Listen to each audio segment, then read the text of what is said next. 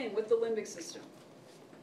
The hypothalamus, okay? This is kind of like a relay station as well. Remember that I talked yesterday that the hypothalamus is where you have a huge center of the hormonal control. So like 202, that's where we start. We start with the endocrine system. And I start with what I call the hypothalamus endocrine party, because that is where you have some very important hormones that are regulated in terms of your growth and your stress response, your production, metabolism.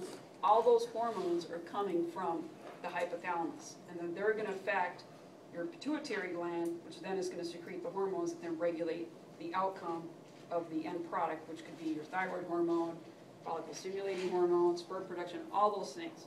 So when you're really stressed out, okay, your hypothalamus is going to do its job, and it's going to secrete more of what's called ACTH. And so not ACTH, but CRH, and then that's going to stimulate your pituitary gland to secrete this hormone ACTH, which then stimulates your adrenal gland. And then when your adrenal gland gets stimulated, what's going to happen is you're going to have increases in cortisol levels based on what's happening with the increase in epinephrine levels. So when you get really stressed, you get anxious, your epinephrine levels go up and you go into this fight or flight. Well, if you're chronically in this fight or flight response, eventually your body is going to be like, we got to do something to cope with this. So what it does is that it starts making you sick because it can only handle so much. So hypertension, real common outcome from chronic stress. Having issues with digestive processes, with heartburn, all right? That's another real common thing because you bake too much acid.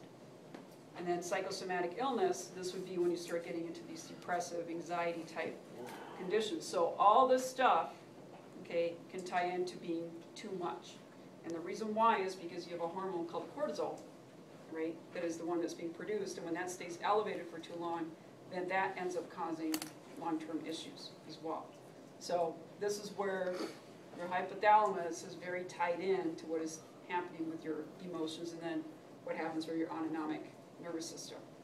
So it really is all related. And every week they have some new thing on stress on TV, and I'm like, okay, this just the fact that we have to talk about it every day and every week tells me that we're doing something wrong, right? And part of it is because of the whole, look how many stimuli you guys have in your day, you know, and how many things. I mean, you got how many kids? 6? Mm-hmm. Okay. You said they're all pretty good kids, so that's good. Well, what if they weren't? What's that? What if they weren't? Oh, not 6. You know, what if you had a pain in the ass husband that wouldn't cook for you? Yeah. You know? I mean, he better be picking up the slack now, right? And he is, yeah. like I said, he was. So, I mean, so that's really, really important, okay? But when you have more and more stress, there's only a certain point your body's going to be like, I am done. Can you imagine taking 4 of these classes at once? Mm-hmm. No way. Okay. Good question. How does stress cause hypertension? When you get increased levels of epinephrine and norepinephrine, what that does is it stimulates vasoconstriction in your blood vessels, and then that causes your heart rate to go up, your respiratory rate to go up, okay? And then anytime those go up, blood pressure goes up. So if that stays chronically elevated, you're just going to be telling your body, do what you're supposed to do when I go into this fight or flight. And so then that then causes a long-term stress. And then what also happens is then your body starts to store more adipose tissue. And in doing that, your body then will actually, the fat that you're producing and that you're taking in, the body will be able to metabolize it as well because you're going to be wanting to store it. You'll be storing carbohydrates. You'll be storing more protein. So you're not going to become as efficient at metabolizing, and it's going to end up storing it more in your midsection. And then what ends up happening is then your body says, well, I'm not going to give this up. You're stressed out. Go work out. Sorry, I'm hanging on to this. Because I need it for later. Right? It might Angels need it for always later. rise to the top. So it's not a good thing to go into that. Were they in Dodgerland So I'm last sorry that I night? put you guys into Were this. they in Dodgerland last night? But I warned you the first day, so all right. Doyers. Okay. Then we have. Okay. Then we have how your brain thinks. Okay, so you can actually see your brain activity. That is an EEG. Okay, EEG stands for electroencephalogram. Right? It's just a little trace. It's like your EKG, but it's one of your brain. So these are the waves that I want you guys to remember. It's like a sorority. When you look at these, they're just alpha, beta, theta, delta. All right? So that's how they go. Your alpha waves, these are when you're more in a calm, relaxed state of wakefulness. So I try to think of these kind of as vacation, right? Being on the beach with nothing to do. I want to Your do alpha that. waves. Your beta waves, these are your, I'm taking a test waves. All right, so these are the ones that are going to be really active when you're mentally alert and really having to focus on what's coming in, right? And having to make a decision on that. So those are your betas. And you can see kind of how they're very different up here. When I ask you about these, I'm going to ask you in terms of a descriptor. I'm not going to show you pictures of them. Oh, Right. thank God. Mm-hmm. These are kind of fun. If you ever get to do a brain study, it's really cool. You just measure all this fun stuff. And then your thetas are these guys, and these are more present in children as opposed to adults, but they're also more present when you're sleeping and then when you have emotional stress, all right? Because what happens is your brain starts to kind of zone out, and you can't focus on what's right here, but you're thinking about the other stuff that's taking place somewhere else. So that's where your thetas come in. And then the deltas, these are my favorite because they tie into deep sleep. They even almost look like a D, okay? And then this is when you're in that deep, deep sleep that nobody can wake you out of, right? Or when they put you into anesthesia. And then this is one of the things that they look for when somebody has brain damage, right? Because not a lot of neurons are firing when that is taking place. So you can see there's a huge difference here to here, all right? Frequency is much greater here, amplitude's lower, big amplitude.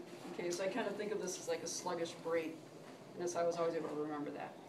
So all I want you guys to know about these is that you have your alpha, beta, theta, delta. Those are your brain waves. Delta is like the Okay, delta, delta, delta, that's different. not so smart one. Well, they're smart, they just pretend to know. That's all.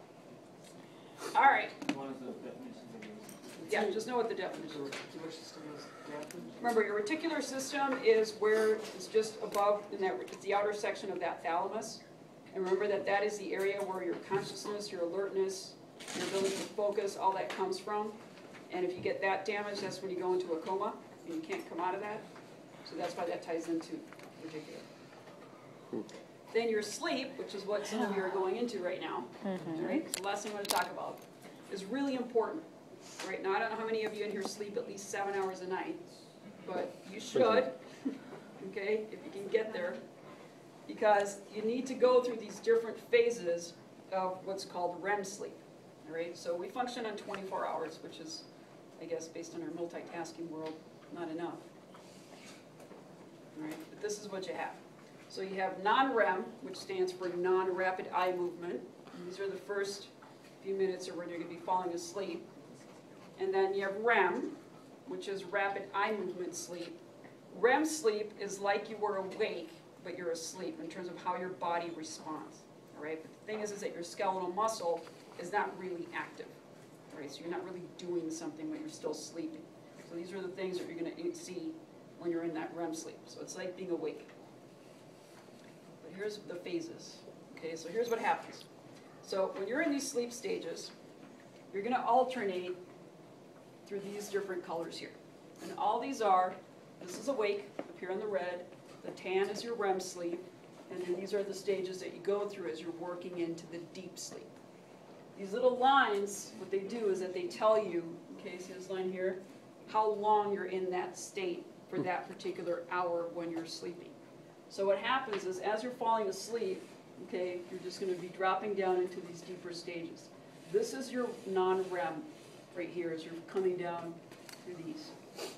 You want to get to this point here. And you'll see that the REM sleep, as it goes further along, depending on if you're a daytime sleeper or nighttime sleeper, the longer you sleep, the more REM cycles you end up having, and the longer your REM cycles are. So what happens is this is when you're basically clearing the clutter of your day. All right, so any excess memories, any excess crap that went on, you're clearing that out. You're going to maintain some of the stuff that obviously you learned and want to retain. But your REM sleep, this is what's going to give you the most restful feeling. It's not falling down into these really deep, deep stages. Because look, you only really have 2 of those cycles that happen. And then up here, you're not as deeply asleep as you were down here. So if you wake somebody up after an hour-and-a-half nap down here, which is me, don't do that, ever. I'm very cranky. I don't want to cooperate. Okay, I'm pouting. I want coffee. you know, I can't believe the dog barked, that sort of thing. So when I take a nap, I usually end up going into here and end up there. So this is a very happy time to wake up. If you wake up and your alarm goes off when you're in REM, okay, this is why you want to time, this is why most people will sleep like 7 to 8 hours over here. That is going to be when your normal biological clock would ideally wake you up. So REM time is when you want that alarm to go off. You don't want it going off down here. So you're going to be cranky monkey right there, all right? So deep, deep sleep, that's the worst time to wake somebody up. Best time to wake them up is when they've gone through these REM cycles. And so what I want you guys to understand is that you need to go through these REM stages in order for your body to be able to recover and feel better. So, More REM the better. yeah, more REM the better, and I'm sorry that I ruined your REM sleep as well. This was it for sleep. Okay. Oh, this last one. All right, then I just went through and talked about it. And obviously, if you don't sleep enough, you get more moody and you get more depressed. And then yesterday on the news, I saw that you're at risk for strokes. Oh. If you get 3 hours or less of sleep a night. I don't know too many people that sleep that little, but, you know, if you're in the 5-6 hour range, you may not want to do that Last too much. night? 3 All hours. right, the more you pile on in your life, you know, the less sleep you're gonna get, so that's why that's important. Okay, I think that was it for sleep. Yep. All right, so I'll finish this up tomorrow, you guys. There's only a few more slides, but this is where I saw my last class frying, and I'm like, they're frying too, so. All right, so put your brain stuff away. What I want you guys to do next is pull out the pelvic bones, the femur, the tibia.